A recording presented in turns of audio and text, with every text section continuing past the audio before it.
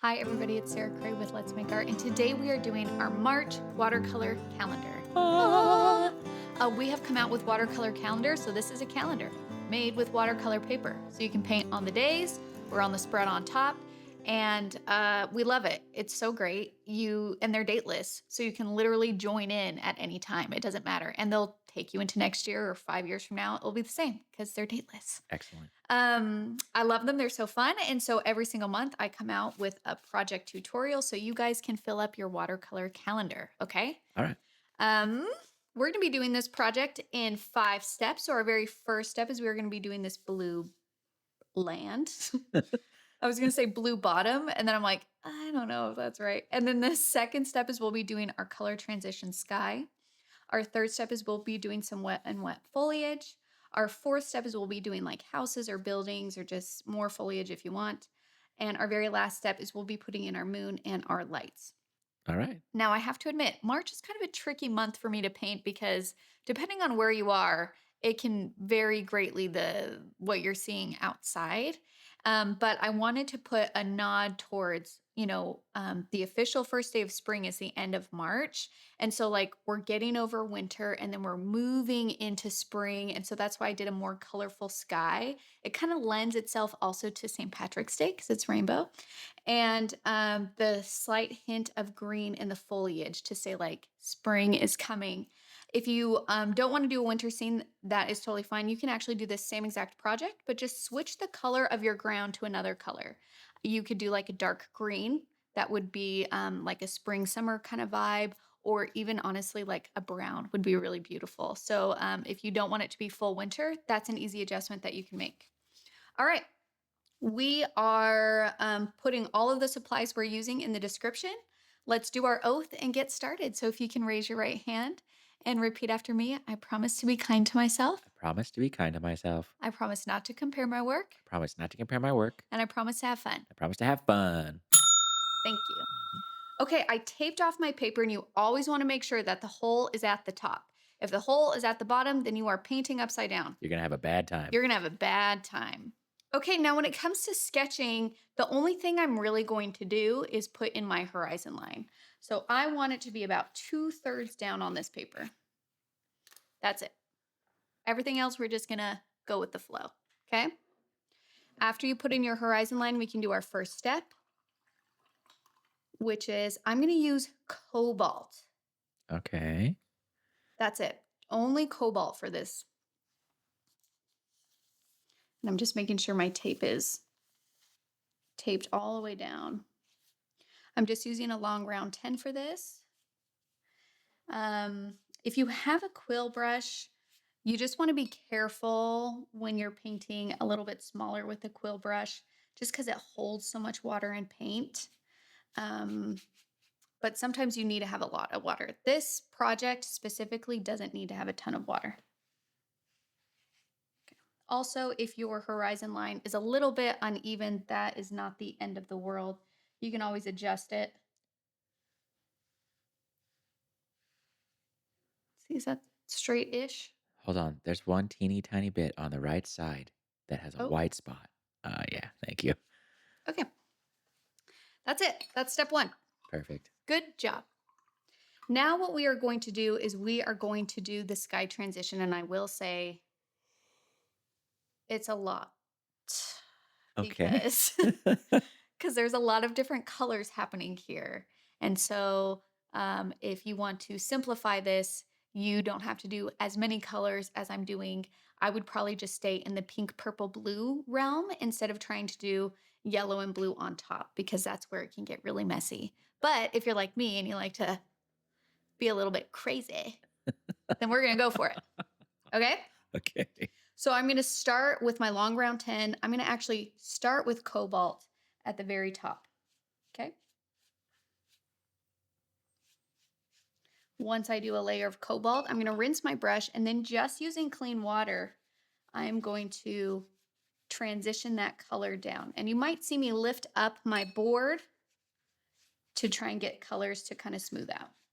Okay, so now I have that blue along the top. Now at this point, I'm going to grab a little bit of Q Gold, and right into that wet spot, and a little bit below it is where I'm putting this Q gold. And it's really strong right now. Trust that it will be okay. Okay. After I put that in, I'm going to rinse my brush and I'm going to grab opera pink. And the obsession I currently have with opera pink and cobalt blue in winter landscapes is wild. Like all of my journal paintings are just these like pastel colors because I just am obsessed. I love it. We've been having some pastel sunrises lately in Yeah. Missouri. And honestly, this color transition is exactly what you see in Missouri. Yeah, Like this is it. Okay, so I'm going to keep going with my pink. I love opera pink. And then I'm going all the way up into that yellow because my hope is to soften the saturation of the yellow.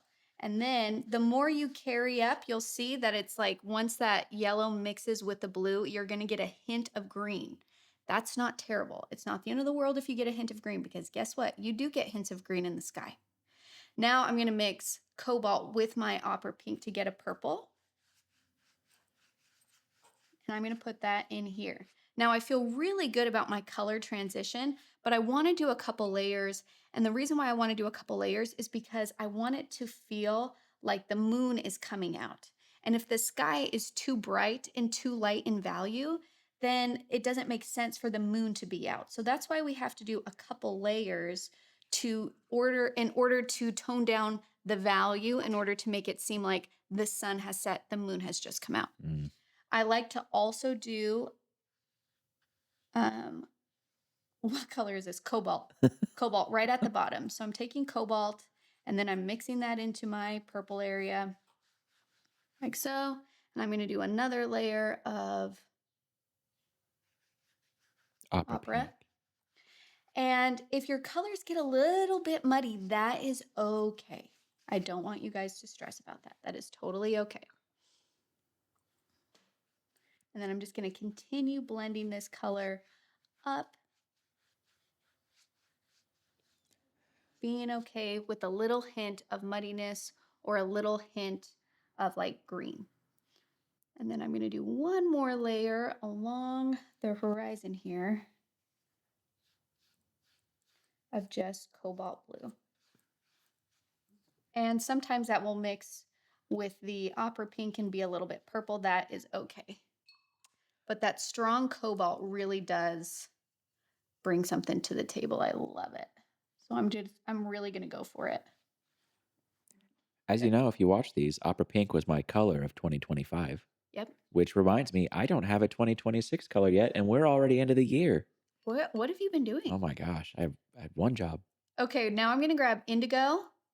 And you can mix a tiny bit of Q gold into that indigo in order to give it a hint of green. Or if you want to keep it super, super wintry, just stay with like blues and purples.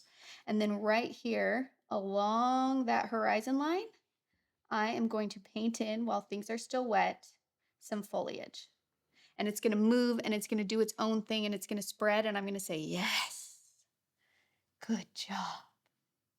Good job, little fellas. And they don't all need to be the same height or same width. Your brain is going to want to make patterns. And I'm telling you to purposely make uneven lines and, mess it up. Some are skinnier, some are thick, all of that kind of stuff. All right. Isn't that beautiful? Yeah, stunning. Stunning. And then what I like to do, just while I have this kind of really dark value along my brush, and with the long round 10, you get such a nice point that I'm just going to start kind of like putting in some, um, it's kind of like road, like, if you've lived in a snowy area, where basically different parts of the snow will melt off.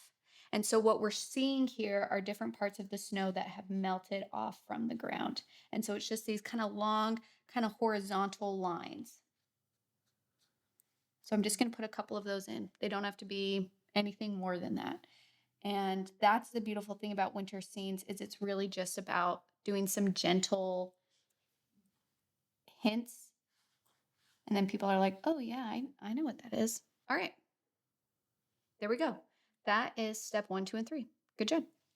Perfect. And you can see this, I'm having like hints of green a little bit right here. Yeah, it's If you perfect. yeah, if you have more Q gold, it's going to be a brighter green.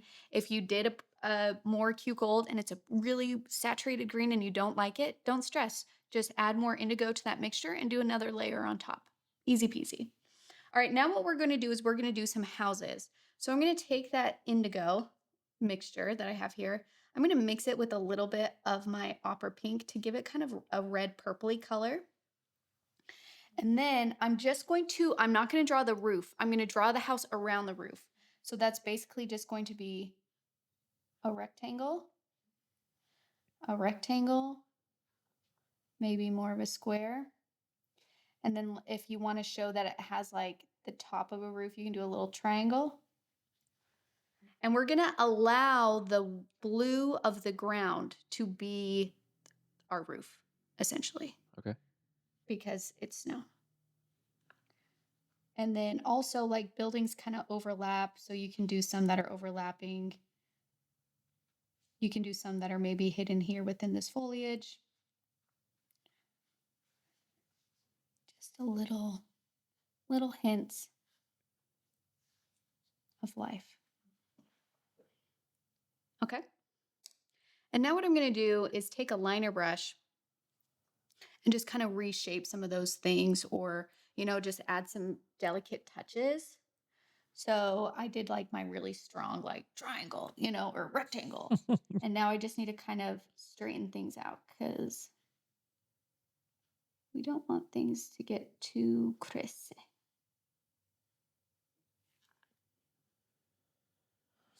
And also along the bottom, let's say you don't get like a perfectly straight line. That's also okay because snow does come up to the edges of houses and kind of like it can overlap it a little bit. So it doesn't have to be a perfectly straight line where it meets the snow edge.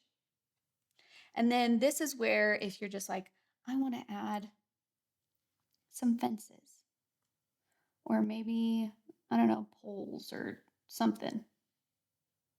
You can. The biggest thing, if no matter what you add, what you have to be aware of is the values and the thickness of the line. If you're trying to do like a fence and it is too dark in value and too thick, it's not going to read as a fence. So you have to think about the ratio between the house and the fence and be like, okay, I got to make sure that a fence is much tinier and shorter than the house. If it's the same height as the house, then that's no longer a fence. It's more like a tower or something like that, which also, like, we have, poles and posts kind of all Mhm. around our house, like that kind of thing. So it's not like you ruin it. I just want you to be aware. And sometimes just doing these like little hints of something. You can do a little barn. I don't know. Okay. That looks really good. And what we want to let this do is dry now. Look at that cobalt along that horizon Yeah, line. Isn't that so beautiful? good. I love it. Okay, once that has dried, um, you'll notice that, like, yes, we're using the blue as our roof for some of these, which works out great on some areas. Other areas, like if you have housing up to this foliage, that doesn't work because there's no snow there. Also, maybe you get some of that texture line that we laid down where the roof is. So I'm just going to take some bleed proof white. I'm going to mix that with my cobalt. And the reason why I'm mixing bleed proof white with it, because it then makes it opaque so I can layer it. And then using this opaque blue, I can put in the roof on some of these. You see that? Mhm. Just a little guy. I'm impressed by your color matching. Luck. I didn't know how that would turn out. If it's a little bit darker or a little bit lighter, it doesn't matter. Yeah. It really doesn't.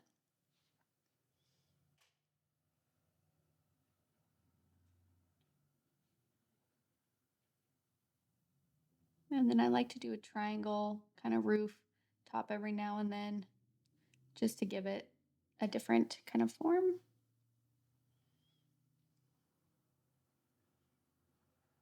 Oh,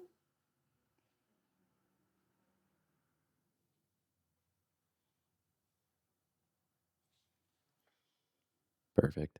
This little guy needs roof. That guy needs a roof. And again, we're not going for perfection here. The suggestion of something is enough. All right. Now we are on our very last step. We're just going to put in our moon and our lights. We will be using bleed proof white for this. Now, in my example, I had the moon down here, which you can still do. You can decide where you want to place it. And for me, I'm thinking of placing it here because I have this weird watermark here. And so it's just like, oh, let's just cover that up and put a moon there. Might as well take advantage of the Might weird as well. watermark. Yeah. Another thing that you can do, like when I'm saying compositionally for your moon, is wherever you put your moon, it's going to add another element to that side of the painting. And so, like, if your left side has a lot more activity going on than your right side, then putting it on the right hand side will counterbalance this activity. If you want it to be left leaning, like you want it to feel heavier on one side, then you would keep the moon on the side that has more activity on the ground. Does that make sense? Hmm. You usually also want to place the moon in an area on your sky that is darker in value because then that white of the moon is going to contrast against that value. If I were to put it up here within my like the lightest value, you're not going to see the bright white moon as much because the background is not as dark in value. So we don't have that element of contrast. Okay. All right. You can also switch up. You can do a crescent moon instead of a full moon if you want. This is your painting, whatever you want to do. I'm just going to go right in here. And this is so tiny that I'm just going to freehand a little circle. It could be on the Star Wars planet of Hoth. What? I just made my circle wonky, so now I have to make it bigger. Oh, that's okay. I was going to say it could be on the Star Wars planet of Hoth, and you could do multiple moons. Yes. And then if you want, you can add a tiny yellow glow. So just grab a tiny bit of Q Gold. You can just get a little hint of warmth on there. Let's see if I can make it a little bit more pronounced for you. But I gotta rinse the green off my gold.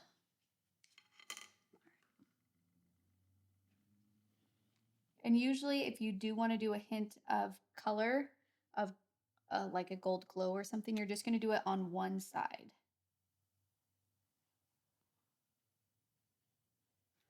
Okay, a little warmth there. And then if you need to reshape your moon, that's okay. Boop. Okay, now I'm going to take that same color, a little bit of bleed proof white mixed with some Q gold, and I'm going to put in some lights.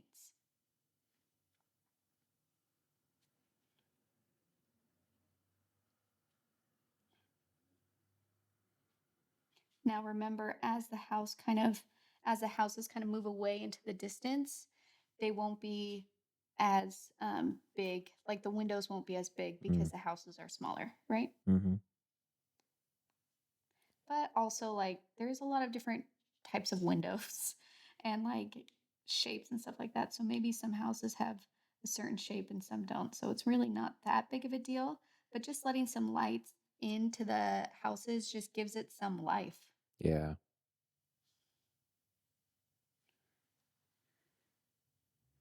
And then sometimes I like to do like maybe there's more homes kind of in the distance here that we just don't quite see except for that hint of illumination. That maybe got too bright. No, maybe that's a lamppost. Love it. Hello. I love that. Happy accident. Let's do another one there. Gosh, I love that. Let's do another lamppost here. It's so cute. I got 2 people in town have lampposts.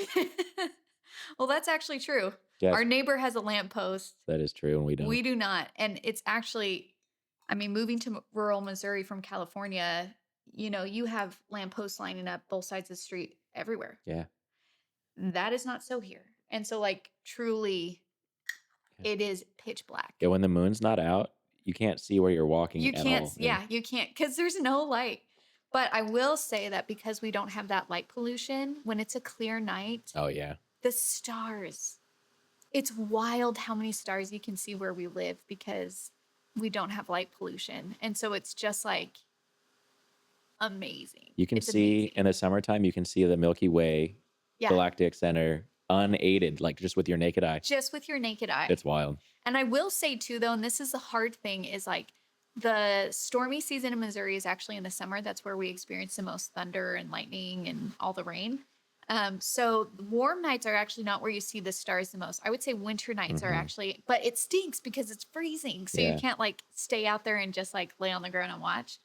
But while I'm basically jogging from my car to my house in the winter and it's -7, I'm like, oh, pretty. And then I go inside. Pretty for 1 second. La. Blah.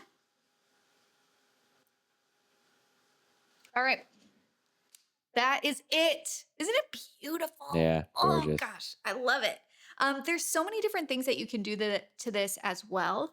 Another option you can do is you can add like frozen elements on the trees or something like that. If you wanted there to be some bleed proof white, that you can shape some of the trees. You can make this a night scene instead of like a sunset scene. And this would just be like indigo or Payne's gray or just a dark blue essentially. And you could do stars. That would be really Mm, beautiful. You can make it so it's snowing. That would also be beautiful. You would just want to take away the moon for that, probably, yeah. because as someone pointed out to me, you can't see the stars and have it be snowing at the same time because snow comes from clouds. Yeah, And I was like, clouds block the sky. touche. You're right. Thank you. What am I, a scientist? What am I? Good point. Okay. I hope you have fun with this. One last tip that I would like to share with you. This is watercolor paper. So when you paint on it, it is going to warp as you add water to it and paint to it. That's totally normal for watercolor paper. If you want this to have a really good chance of drying straight, like as or flat, do another layer of tape around here to really stick it flat to your surface and leave it for like at least a day. And that's greatly going to increase your chance of having a mostly flat piece of paper or for your watercolor calendar. If you were to remove the tape right now, as this continues to cure and dry, it will do this. Okay? When you say add another layer, do you mean before you start? Or like, could you do it now? No, right now. So, Okay. like, I would do something like this. Oh, just double down on it. Double Yeah. down on it because while I was so you'll see this edge isn't even taped down, right? Oh, I have a taped edge here, but it's not to the flat surface. And as I've dried and applied paint, a lot of this tape has lifted up, and that's why you would do a second layer just to reinforce it to stay down. perfect. Okay. Perfect. Thank you so much. If you guys don't know, this is what we did for February. It's so cute. That's on YouTube already. So you can paint that if you haven't painted February, if you want to make some cute Valentine's cards. This would be such a cute design. Yeah, so cute. And then this is what we painted for January. Wow. So if you're just tuning in and March is your first calendar that you saw, these two projects are already done and up on YouTube. So you can paint along with us. And here is our January, February, and March. Love it. Okay, thank you guys so much. If you need these calendars, you can find them at letsmakeart.com. We also have done this last year. So we have 12 other tutorials already from 2025 of projects that you can add to your watercolor calendar. So check those out. You can mix and match them. You can mix and match. Also, they're telling me that I have to start saying things like, please like and subscribe to our YouTube channel Please. because we are a business and your support matters. It does. All right. Thank you guys so much. We'll see you next time. Bye.